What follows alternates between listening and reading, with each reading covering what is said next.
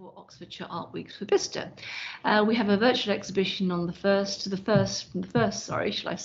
16th of May.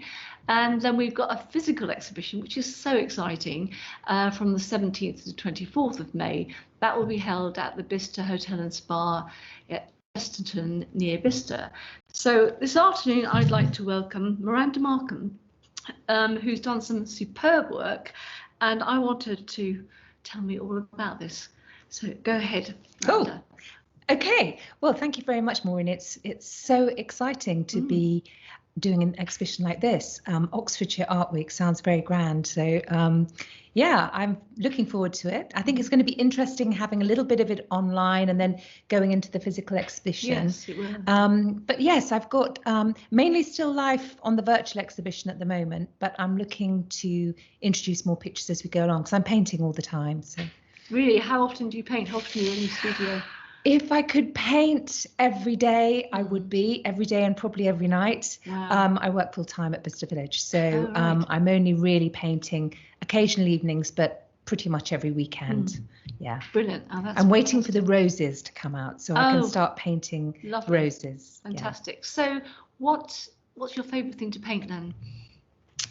I love painting everything. I started painting 6 years ago, might be 7 now, and I went to a little watercolour class. I always drew ever since I was a child, but I never ever painted. And I started doing watercolour and loved it, but painted it in a very messy kind of impressionistic way. Right. And the tutor said, "Oh, have you tried oil painting?" I went, "Oh, no." And of course now I've gravitated into oil paint and it's so dramatic. It is.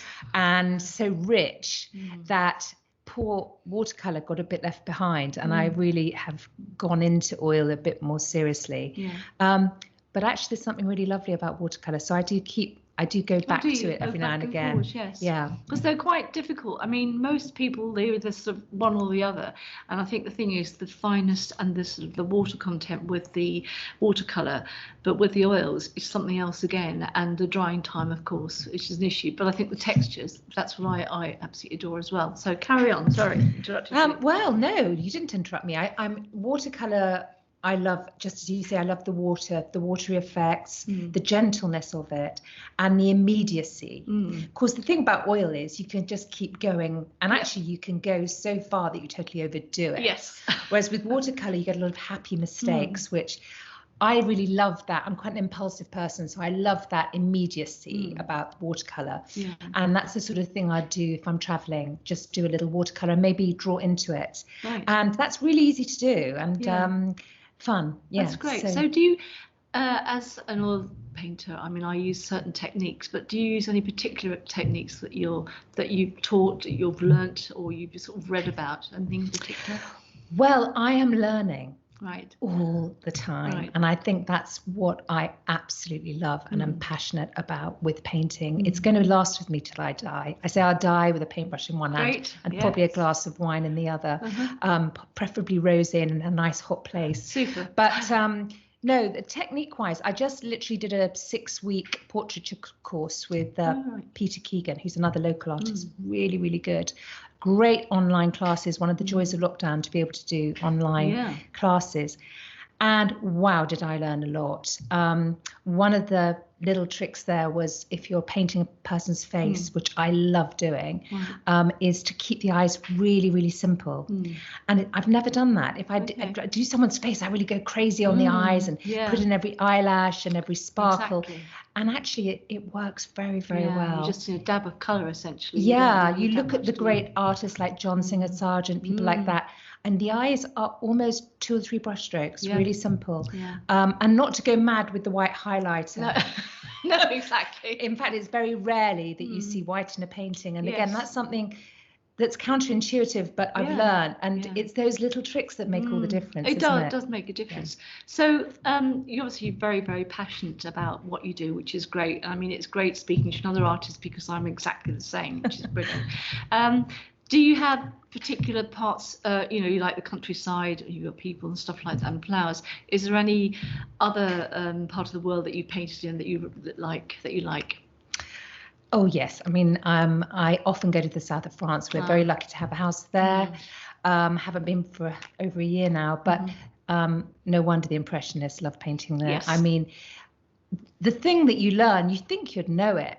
I didn't realize that painting was all about the way light hits a surface. Yeah. So once you know that and you get out into nature and your eye is trained to look for the shadows and look for the glimmers of light, and there's something about that dappled light in a hot country, but it's equally beautiful here. So I'm glad iPhones have been invented, because I'm forever taking pictures with a view to painting them at some point. So I think, I love painting in France, and I've got a picture of. Oh, right, lovely. So this is one of my favourite restaurants, which is in Saint-Paul-de-Vence. Oh, I know it very well. So this is called the Café de la Place. Super. At the base of the village. Very nice. And, I don't know, you can see it there. Yes. And it came out quite impressionistic. Yes, I didn't intend it to.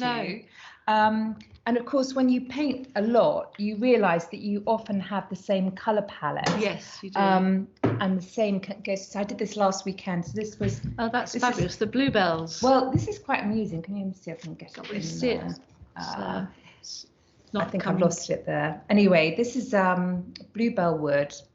And the irony of this painting is, just about got it in there, is that I painted it. I rushed off to Evenly Woods to paint the bluebells and the shadows and the right weather, painted them. And then I spoke to the lady on the gate, and I left there, I'm so pleased I painted the bluebells. And she said, they're not bluebells.